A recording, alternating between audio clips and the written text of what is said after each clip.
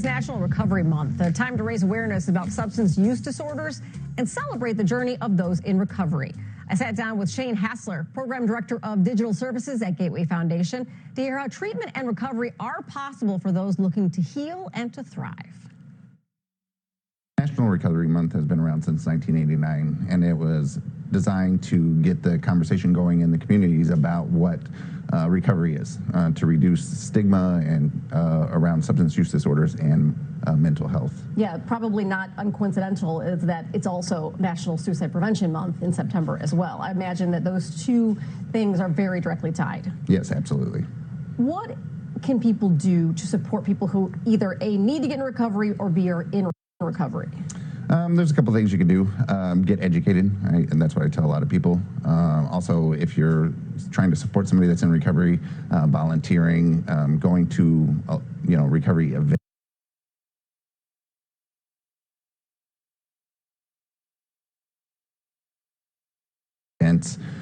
just be open-minded and listen to what they have to say. A lot of times I am in recovery and I'm fairly open about it because I want people to understand where I'm kind of coming from. Yeah. But also, being open about it helps reduce that stigma, but also helps hold me accountable to my own recovery. But people that are supportive of me understand that. Yeah. And being educated about it has really helped not only them, but me to form those stronger relationships. How have those conversations changed from the first year of recovery to now? The first year of recovery can be difficult because your emotional maturity might be a little bit stunted from years of substance use or dealing with a mental health disorder. But as time has gone on and being able to articulate better what is going on, why I'm feeling certain feelings, and being able to openly and honestly express those feelings to people that are supportive of me has become easier over time, and there's a deeper understanding. Because a lot of times when we talk about recovery, people think that it's just stopping using drugs or stopping drinking or whatever. Right. But a lot of it goes back a lot further than that, right? So, why did these kind of tendencies start to happen? A lot of people, it goes back to childhood. It goes back to adolescence and trauma, whatever it might be. So if we stop drinking, that's a good start. But are we working on what started the whole process? To begin with, yeah. What can people do who have someone in their inner circle who is in recovery? What did you find to be the most beneficial thing?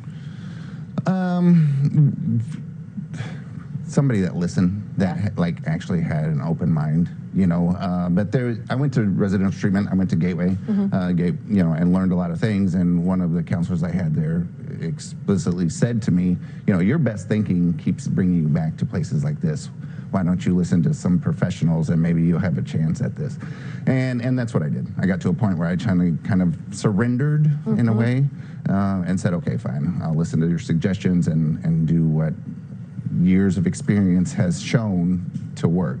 And that's so being able to have somebody in your corner that kind of is willing to go through some of those growing pains in recovery is very beneficial. Is there any suggestions you can offer to people who are going through recovery themselves, what to do? Because I would imagine that people in their lives tiptoe around them a little bit, and I don't know if that's a good thing or a bad thing. It just kind of depends where that person is. Some people, it is a good thing. Some people, it is a bad thing. So one example that comes up frequently is people that go to a family gathering early on in a recovery. Now, sometimes the family will continue to drink like they normally would, and the person in recovery is like, I can't believe that they would have alcohol around me, and they feel a certain type of way. But other people, they stop drinking, they go to a family gathering, everybody else stopped drinking, and they feel like they're being singled out, and they're like, oh, you're having to change your whole routine because of me. I don't want you to do that. I want you to act normal. So once again, it's really about having those open and honest conversations. And, in my own recovery experience, that's probably been the most, the thing that I've worked on the most is having those calm, open, assertive conversations about how I'm feeling, right? So once, especially with family or supportive people, emotions tend to run high, Sure. and things can get out of control pretty quickly. So it's, being mindful, taking a deep breath, and kind of expressing how you're really feeling. How they kind of interact with you is on them, but you got to take control of your side of the street, as they say. Yeah, but again, conclusions you only reached by listening to and talking to a professional. That is correct. Yeah, so at Gateway, they can kind of help people from the jump. Yeah, absolutely. If you feel like you need treatment, treatment is available, right? Recovery is possible. Gateway, you can call their 800 number at 855-925-GATE and talk to somebody 24 hours a day and potentially get into treatment pretty quickly.